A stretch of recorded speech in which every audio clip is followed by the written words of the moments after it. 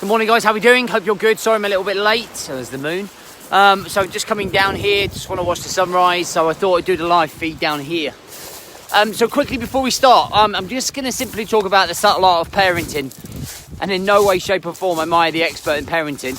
But I just thought it'd be cool to share the journey and some of the transitions for me as being a parent to juniors, then into teenagers. And it might be quite a good laugh to be able to relate to that. Or maybe share your own experience down below in the comments. But as soon as you're on, please do like, please do share. I think it's great to talk about these things. So quickly, before we do go into that, we've got a 5-day challenge coming up.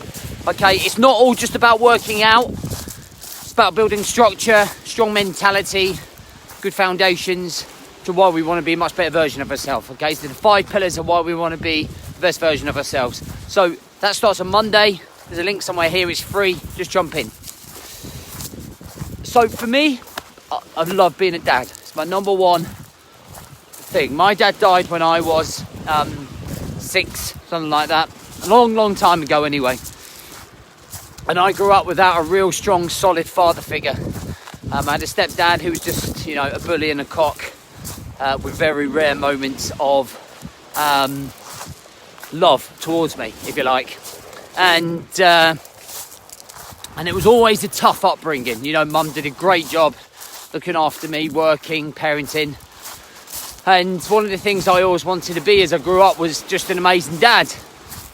And it might give you a little bit of history about why I get so passionate about, doing the dad's coach and stuff. But, losing my dad really young, I think in some respects affected my confidence, my self-esteem, the things that you need to do and to be able to bring up your son as a father. And I missed out on a lot of those things and it was really tough to take. So it was, always something I look forward to being as a dad. And with my 2 oldest, I had with my ex-wife, we had been together since we were 16. And we had our 2 babes. And then I left the military and kind of screwed everything up. So we ended up separating, getting divorced, but luckily enough have an amazing relationship now, a really, really good, mature, sensible, friendly relationship, and we bring up our kids and we try to bring up in the right way. But it's been a real transition because since I left, my daughter was really affected by it. She was really upset, really angry. And there was always going to be, as she grew older, that resentment towards me about doing that because she doesn't quite understand yet. And then obviously my boy doesn't even fucking know what day of the week it is yet. So, but it's growing up, and it's been tough parenting. It's been tough parenting. Through the junior years, I love the fact that Angelina, who's my oldest, is always wanting cuddles, always wanting kisses. I love you, Dad, let's do stuff together, Dad. And same with Bailey, and it grew up that way, and I love that. Those cuddles, that embrace, that love, that attention, that you're their hero. And it's I don't know if you ever watched the Kevin and Perry thing where he suddenly turns into a teenager and it's like rah! And it becomes very difficult, and it suddenly changes. The whole dynamics of the parenting changes. Oh, what a setting. Look at that. If you can't see it on you're on the podcast, I've got like the moon and the sea behind me. And it was very difficult to deal as a parent with the transition of your kids going from being a junior to then suddenly joining secondary school. And then suddenly your child turning it into Kevin and Perry, or whichever one turned into that teenager. And there was a lot of harboured stress and anger towards, I guess, me for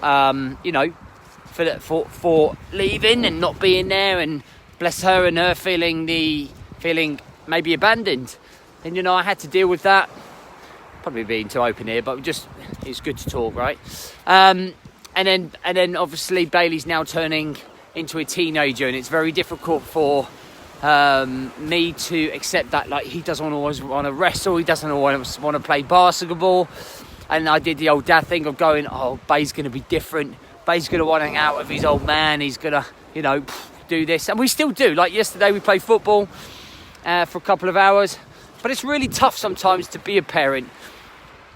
It's sometimes tough to get the balance right between being, you know, someone in business, trying to run business, trying to make them understand that you're trying to create a better life for them, that you're trying to, you know, be there for them. But ultimately, you've got to remember that although they don't care about any of that, they just don't care, right? All they care about is the attention that they get and the love that they get. And I find it really interesting now that we're slowly on a turnaround, and because I've made some changes as a parent, you know, you're kind of strict and to the point in junior, and you kind of have to almost give a little bit of leeway, I think, as a teenager. You know, not too much that they take the piss, but I found that my approach, as in choosing my battles wisely, I choose my battles wisely with the kids, changing the way that I talk to the kids, almost feeling that they're getting what they want, but they're not. So it's a lot of manipulation. But the way that I talk to the kids, the way that I approach them, the way that I can understand their moods, accept that they're growing up rather than just being that child. Does that make sense?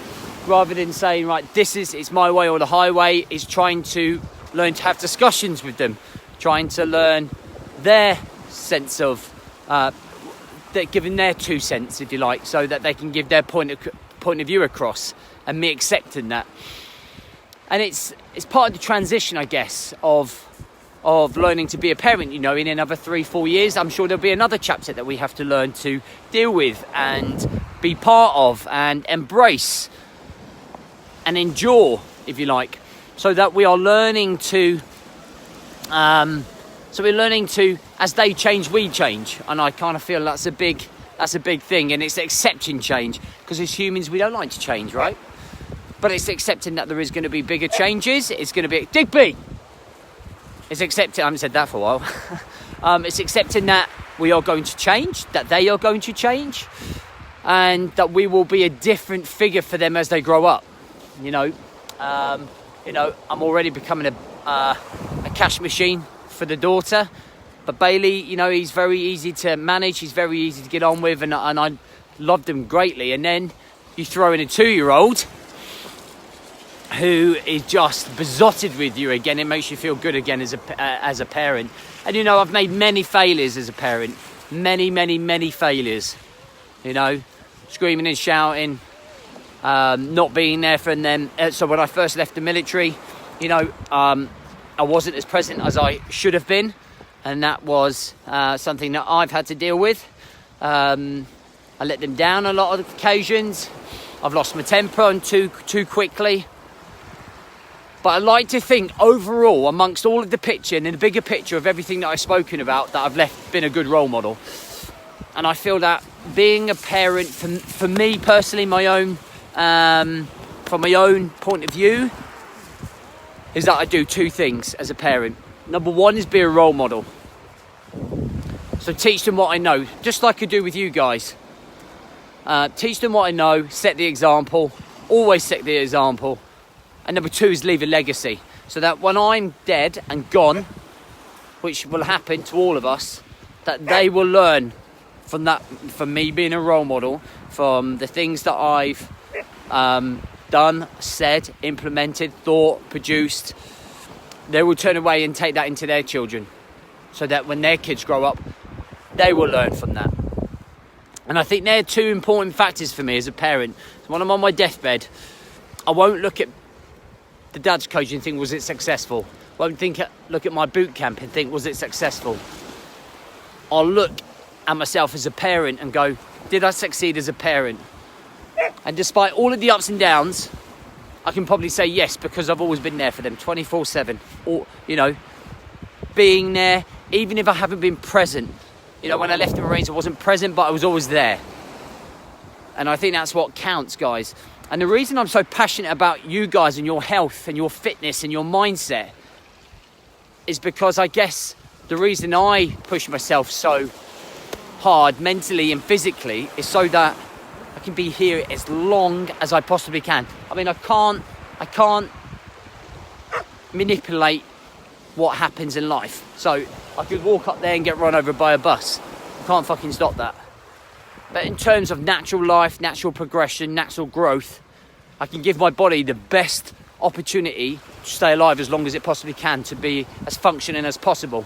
So that when Alba, who is only 2, has kids, and I'm a granddad, I'm still around, I'm still functional, to then leave that legacy and role model and continue that parenting gene. Do you know what I mean? And I almost can't wait till I say, I told you so, to my oldest 2, to say, I told you this is how it's going to be.